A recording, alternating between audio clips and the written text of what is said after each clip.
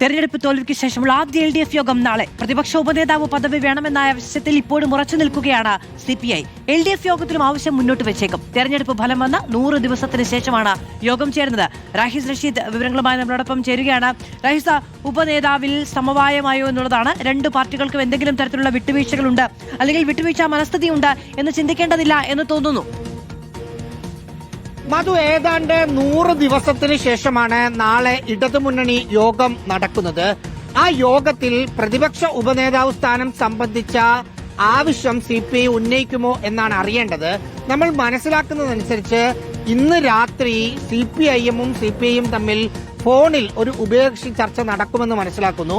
ആ ചർച്ചയിൽ ഒരു ധാരണയുണ്ടാക്കാനാണ് CPIഎം ശ്രമിക്കുന്നത്. അതായത് നാളെ LDF യോഗത്തിൽ ഈ വിഷയം ഉന്നയിച്ച് CPI അലമ്പാക്കരുത് എന്ന് മാത്രമാണ് CPIഎമ്മിന്റെ ലക്ഷ്യം. അതിന് CPI വഴങ്ങുമോ എന്ന് കുറച്ചുകൂടി കഴിയുമ്പോൾ നമുക്ക് മനസ്സിലാക്കാൻ പറ്റും.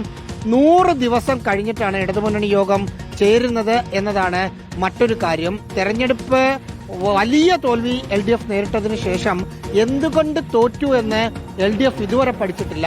തോൽവിക്ക് പിന്നാലെ ഒരു ഇടതുമുന്നണി യോഗം ചേർന്നു. 1 മണിക്കൂർ കൊണ്ട് യോഗം പിരിഞ്ഞു. അന്നെടുത്ത തീരുമാനം ഇടതുമുന്നണിയിലെ 11 കക്ഷികളും ഈ തെരഞ്ഞെടുപ്പ് തോൽവിയെക്കുറിച്ച് അവരവരുടെ പാർട്ടി വിലയിരുത്തൽ നടത്തുക. അതിനുശേഷം ജൂൺ 15 ശേഷം ഇടതുമുന്നണി യോഗമെന്നായിരുന്നു. ജൂൺ കഴിഞ്ഞു, ജൂലൈ കഴിഞ്ഞു, ഓഗസ്റ്റ് പകുതിയായി. അപ്പോഴാണ് യോഗം വിളിച്ചിരിക്കുന്നത്. ശരി, അപ്പോൾ നാളെ 100 ദിവസങ്ങൾക്ക് ശേഷമുള്ള മുന്നണി യോഗം നടക്കുകയാണ്. ഉപനേതൃ പദവി അതിൽ സമവായമായോ തർക്കമാണോ എന്നുള്ളതാണ് ഇന്നൊരു ചർച്ച കൂടി ടെലഫോണിൽ നടക്കുന്നു അത്രേ.